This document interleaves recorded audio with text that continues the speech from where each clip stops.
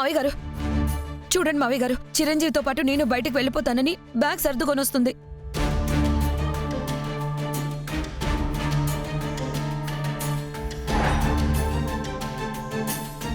ఏంటమ్మా, వీడి కోసం ఇంట్లోంచి వెళ్ళిపోతావా? తాగి గాలికి తిరగడం తప్ప దేనికి పనికిరాడు వీడు. కష్టమేంటో తెలియకుండా పెరిగినవాడు. బాధ్యతలు తీసుకున్న వాళ్ళని బాధ పెట్టడం తప్ప బాధ్యత అనే దానికి అర్థం తెలియనివాడు.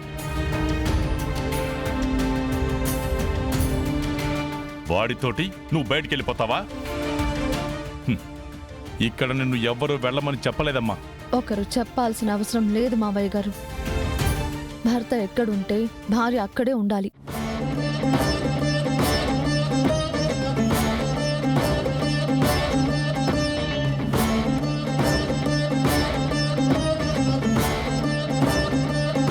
మా ఆయన శ్రీరామచంద్రుడో కాదో నాకు తెలీదు. నేను మాత్రం సీతమ్మ తల్లిలా తన వెంటే ఉంటాను. నీకేమైనా పిచ్చెక్కిందంటే? ఎందుకే చెప్తే అర్థం చేసుకోవు? కన్ను కొడుకు గురించి మావయ్య గారే చెప్తున్నారు కదా, అలాంటిది అతన్ని నువ్వెందుకు నమ్ముతున్నావు? కట్టుబట్టలతో నువ్వు బయటికి వెళ్ళి ఎలా బ్రతకాలనుకుంటున్నావు? బ్రతికిస్తాడు, ఆ నమ్మకం నాకుంది.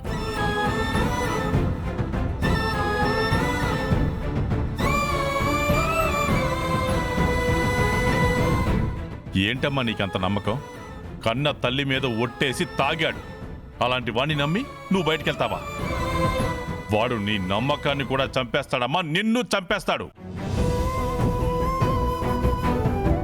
నీకేం అర్థం కావట్లేదు.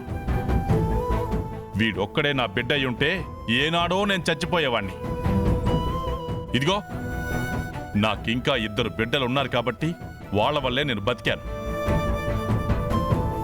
వద్దమ్మా, నా మాట విను.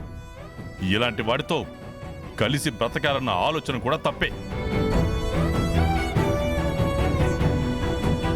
నా కోడలిగా నీకు ఈ ఇంట్లో ఏ లోటు రానివ్వను.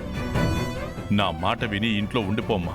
సరే మావయ్య గారు, మీరు చెప్పినట్టు నేను ఈ ఇంట్లోనే ఉండాలి అంటే ఆయనని కూడా ఇక్కడే ఉండనివ్వండి.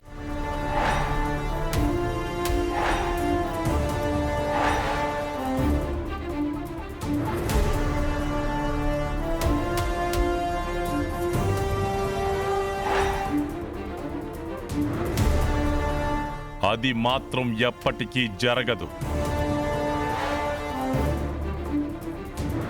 అన్నా,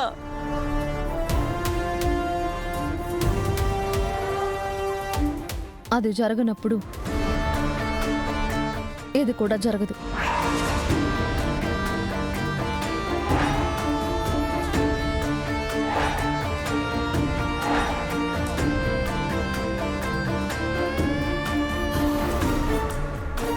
ఏంటమ్మా నీ మొండితనం? దగ్గరుండి నేను అతన్ని గమనించాను. తను తల్లి విషయంలో ప్రాణం పోయినా తప్పు చెయ్యడు. తప్పు చేయడం కళ్ళ ముందే కనిపిస్తుంది కదే, ఇంకా వెనకేసుకొస్తున్నావు? మీరు ఎవరు నమ్మినా నమ్మకపోయినా నేనతన్ని నమ్ముతున్నాను.